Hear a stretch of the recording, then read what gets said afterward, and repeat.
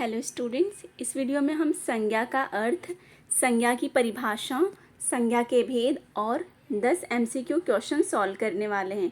तो चलिए स्टार्ट करते हैं। सबसे पहले संज्ञा का अर्थ जानते हैं। संज्ञा का अर्थ है नाम। संज्ञा का क्या अर्थ होता है? संज्ञा का अर्थ होता है नाम। ठीक है, किसी का भी नाम, किसी व्यक्ति का नाम, किसी वस्तु का नाम, स्थान का नाम, भाव का नाम, ये सारी चीज़ों के नाम को ही संज्ञा कहते हैं। संज्ञा की परिभाषा है जिस शब्द द्वारा किसी व्यक्ति, वस्तु, स्थान अथवा भाव के नाम का पता चले या भाव के नाम का बोध हो, उसे संज्ञा कहते हैं। जैसे आयुष, नेहा, गाजियाबाद, पुस्तक, बुढ़ापा, ईमानदारी, गर्मी इत्यादि, ये सब क्या है? संज्ञा है।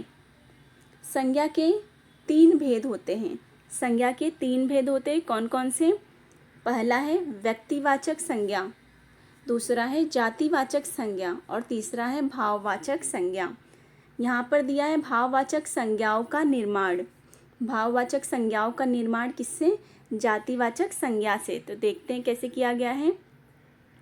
यहाँ पर है फर्स्ट, वीर का वीरता, मित्र का मित्रता, पशु का पशुता, मधुर का मधुरता, कायर का कायरता, शत्रु का शत्रुता। उसके बाद है यहाँ पे बूढ़ा का बुढ़ापा, यहाँ पर है बूढ़ा का बुढ़ापा, साधु का साधुता, लड़का का लड़कपन। इसके बाद दिया गया है विशेषण से। फर्स्ट है मधुर का मधुरता, मीठा का मिठास, कठोर का कठोरता, प्यासा का प्यास। उसके बाद यहाँ पर है नम्र का नम्रता, कुशल का कुशलता, सफ़ेद का सफ़ेदी, सरस का सरलता, अच्छी का अच्छाई, गरीब का गरीबी, लंबी का लंबाई। और यहाँ पे है भूख का भूखा का भूख, दुष्ट का दुष्टता, गहरा का गहराई, आलसी का आलस्य, गहरा का गहराई। ये 2 बार दिया है। कटु का कटुता। उसके बाद यहाँ पर नीचे देखेंगे हम लोग क्रिया से दिया गया है। क्रिया से फर्स्ट है इसका उड़ना का उड़ान, हंसना का हंसी, झुकना का झुकाव, काटना का कटाई, दौड़ना का दौड़, खोजना का खोज।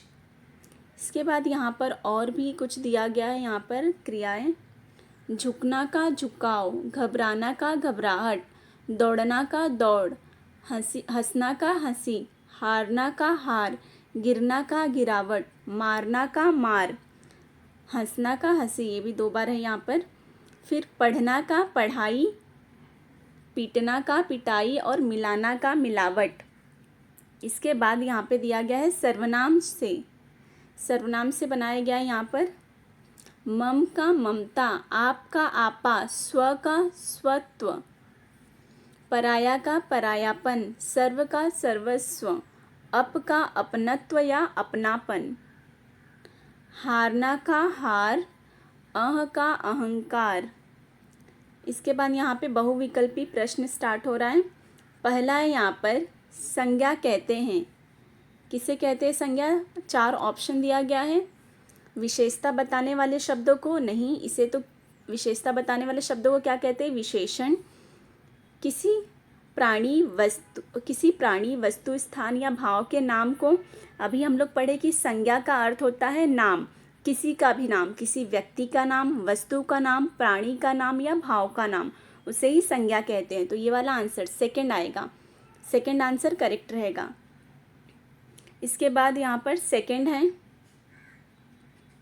संज्ञा के भेद। संज्ञा के कितने भेद होते हैं पूछा गया यहाँ पर। संज्ञा के यहाँ पे 5 भेद होते हैं। वैसे मुख्य रूप से 3 भेद होते हैं, लेकिन अंग्रेजी व्याकरण से प्रभावित होकर विद्वानों द्वारा संज्ञा के 2 और भेद स्वीकार किए गए हैं। जो पहला है द्रव्यवाचक संज्ञा और दूसरा है समूहवाचक संज्ञा। इन दोनों संज्ञाओं को मिलाने के बाद, द्रव्यवाचक और समूहवाचक संज्ञाओं को मिलाने के बाद संज्ञा के टोटल 5 प्रकार, कुल 5 प्रकार हो जाते हैं। तो यहाँ पे आंसर आएगा 5 प्रकार। इसके बाद तीसरा है जो शब्द किसी जाति का बोध कराए उसे कहते हैं। जाति का बोध कराता है तो क्या हो जाएगा? जातिवाचक संज्ञा। जाति का बोध कराएगा तो जातिवाचक संज्ञा। इसके बाद यहाँ पे फोर्थ है व्यक्तिवाचक संज्ञाएं बोध कराती है। व्यक्तिवाचक संज्ञाएं किसका बोध कराती है? किसी विशेष व्यक्ति का, स्थान का या वस्तु का। उसके बाद यहाँ पर है तरल पदार्थ कहलाते हैं। तरल पदार्थ क्या कहलाएंगे? यहाँ पे समूहवाचक तो नहीं होगा क्योंकि समूह का बोध कराता है इसमें, जैसे भीड़ या दल, सेना, ये सब। यहाँ पर क्या होगा? क्या पूछा है? तरल पदार्थ ना, तो इसका आएगा द्रव्यवाचक संज्ञा। भाववाचक में तो भाव का बोध कराते हैं और जातिवाचक में पूरी जाति का, जैसे कर्मचारी, ये क्या है? शिक्षक या अध्यापक, ये सब पूरी जाति का बोध कराते हैं। और भाववाचक में भाव का बोध कराते हैं, ईमानदारी, दयालु, ईमानदार, दयालु, ये सब। और यहाँ पे तरल पदार्थ दिया गया है तो इसका आंसर ये होगा सेकंड, द्रव्यवाचक संज्ञा। और 6 नंबर पर है व्यक्तिवाचक संज्ञा शब्द इनमें से कौन सा है? व्यक्तिवाचक संज्ञा पूछा है यहाँ पर, तो क्या होगा? हिमालय। अगर सिर्फ पर्वत रहता, पर्वत लिखा रहता या फिर नदी लिखा रहता तो वो किस में आ जाता है? जातिवाचक में। नदी मतलब बहुत सारी नदियाँ होती है, लेकिन अगर किसी एक नदी का नाम बताएंगे जैसे गंगा नदी या यमुना नदी तो वो आ जाएगा व्यक्तिवाचक संज्ञा में, लेकिन सिर्फ नदी रहेगा तो जातिवाचक संज्ञा में। ऐसे ही अगर पर्वत रहता है यहाँ पर तो बहुत सारे पर्वत है, अलग अलग नाम है पर्वतों के, तो यहाँ पे पर्वत का नाम दिया है हिमालय, इसलिए ये किस में आएगा? व्यक्तिवाचक में। अगर वही सिर्फ पर्वत दिया रहता तो किस में आ जाता है? जातिवाचक में। तो यहाँ पे व्यक्तिवाचक संज्ञा में आएगा हिमालय पर्वत। ठीक है। 7वां है लड़का शब्द से बना भाववाचक संज्ञा कौन सा है? अभी हम लोग बहुत सारा भाववाचक संज्ञाएं क्रिया से कैसे बना है और ये सब हम लोग पढ़े ना, ऊपर भाववाचक संज्ञाएं बना हुआ था विशेषण से। ठीक है। यहाँ पर लड़का शब्द से बना भाववाचक संज्ञा कौन सा है पूछा गया है, तो इसका आंसर आएगा लड़कपन। ये भी उसमें था, हम लोग पढ़े जो ऊपर, वो सब याद करना है आप लोगों को, याद रहेगा तो आप लोग को ईजी हो जाएगा। 7वां है, 7वां हो गया। 8वां है भाववाचक संज्ञा किन शब्दों से बनती है? तो किस में आएगा? सर्वनाम से बना था, ये पढ़े थे हम लोग, सर्वनाम से भी बना था, क्रिया से बना था, वो भी पढ़े हम लोग ऊपर, और विशेषण से, ये तीनों से भाववाचक संज्ञा बनाया हुआ ऊपर पहले स्टार्टिंग में ही पढ़े थे हम लोग, वीडियो के स्टार्टिंग में। तो इसका आंसर आएगा ये वाला, उपर्युक्त सभी। ठीक है। भाववाचक संज्ञा किन शब्दों से बनती है? सर्वनाम से भी, क्रिया से भी और विशेषण से भी। तो इसका आंसर आएगा 4th, उपर्युक्त सभी। ऊपर का, उपर्युक्त मतलब ऊपर का, सभी, तीनों से भाववाचक संज्ञाएं बनती है।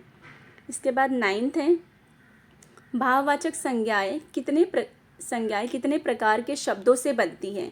तो यहाँ पे दिया है 4, इसका आंसर आएगा 4। इसके बाद यहाँ पर है लास्ट वाला, समुदाय संज्ञा की विशेषता है। किसी एक समुदाय का बोध करवाती है। समुदाय संज्ञा की विशेषता है, इसकी क्या विशेषता है कि यह किसी एक समुदाय का बोध कराती है। ठीक है। इसका आंसर आएगा 2nd, किसी एक समुदाय का बोध कराती है।